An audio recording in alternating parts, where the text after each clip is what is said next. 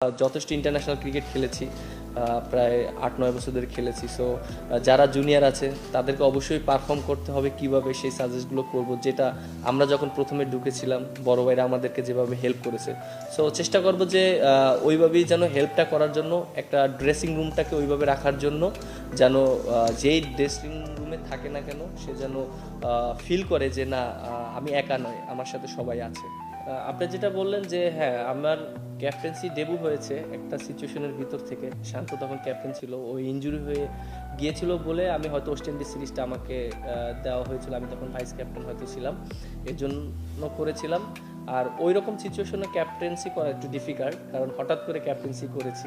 So আমি হয়তো set আপটা সম্পূর্ণ শান্তরই ছিল, কিভাবে কি প্ল্যানিং করবে না করবে, আমাকে জাস্ট মাঠ চালাতে হয়েছে বা ওই সময়টা ইউজ করা হয়েছে।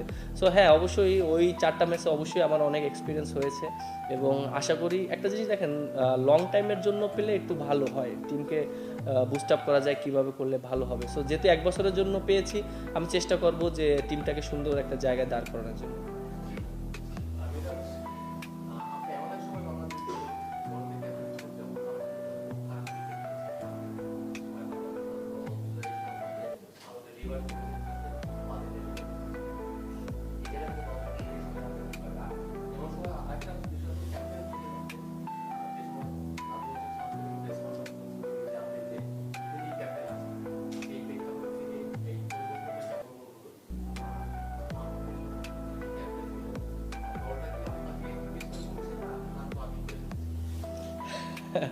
না, আপনি যেটা বললেন যে এখন তো যেহেতু টেস্ট ম্যাচের ও ক্যাপ্টেন্সি করছে, ওর সাথে ওইভাবে ডিসকাস করেছে। ওডিআই তো এখনও কোনো ডিসকাস করেনি। সো যারা আছে ওডিআই তো মাত্র ক্যাপ্টেন ঘোষণা করলে এরপরে টিম দিবে, হয়তো ডিসকাস করবে, সিলেক্টর আছে, তারপর টিম ম্যানেজমেন্ট আছে, সবাই যারা আছে ডিসকাস করেই সব কিছু একটা ডিসিশন সবাই নিবে।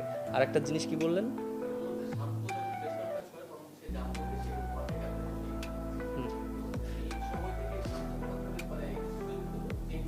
আহ, একটা জিনিস কি, ও তো লাস্ট অনেক দিন ধরে ক্যাপ্টেন ছিল এবং একটা জিনিস কি যে যখন ওডিআই এবং টি-20 ছিল, ও তো একটা নির্দিষ্ট ম্যাচ পর্যন্ত ছিল এবং ওটা শেষ হয়ে গিয়েছিল। বাট ওকে তারপরে হয়তো কন্টিনিউ মনে করেন 2-1টা সিরিজ করার জন্য করেছে।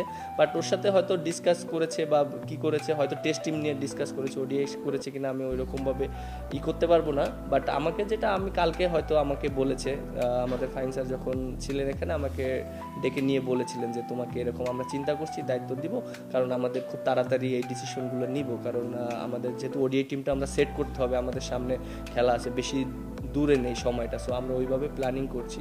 তখন তিনি আমাকে